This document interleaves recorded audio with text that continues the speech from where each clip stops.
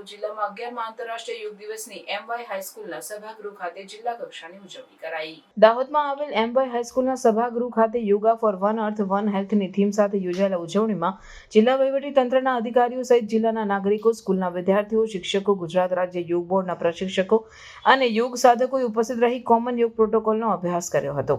આ ઉજવણી પ્રસંગે આંધ્રપ્રદેશના વિશાખાપટ્ટનમ ખાતેથી વડાપ્રધાન નરેન્દ્રભાઈ મોદી અને ગુજરાતના વડનગર ખાતેથી મુખ્યમંત્રી ભૂપેન્દ્રભાઈ પટેલની ઉપસ્થિતિમાં યોજાયેલ યોગ દિવસની ઉજવણી કાર્યક્રમ તથા તેમના સંબોધનને સૌએ વર્ચ્યુઅલ માધ્યમથી નિહાળ્યું। દીપ પ્રાગટ્ય કરવાની સાથે શરૂ કરવામાં આવેલ આ પ્રસંગે સાંસદ જશવંતસિંહ ભાભોરે પ્રાસંગિક ઉદ્બોધન આપતા કહ્યું કે યોગ એ આપણા ઋષિમુનિએ આપેલી એક એવી અનન્ય ભેટ છે જે આપણા શારીરિક અને માનસિક શાંતિ આપવાની સાથે આરોગ્ય, સ્વાસ્થ્ય, તંદુરસ્તી તેમજ આંતરિક વિકાસ માટે અત્યંત જરૂરી છે, જેમાં વ્યક્તિગત વિકાસ પણ થાય છે।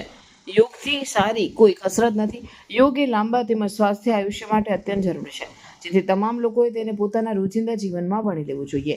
આ સાથે ઉપસ્થિત સૌએ યોગાભ્યાસ કરીને છેલ્લે રાષ્ટ્રગીત સાથે કાર્યક્રમની પૂર્ણાહુતિ કરી હતી।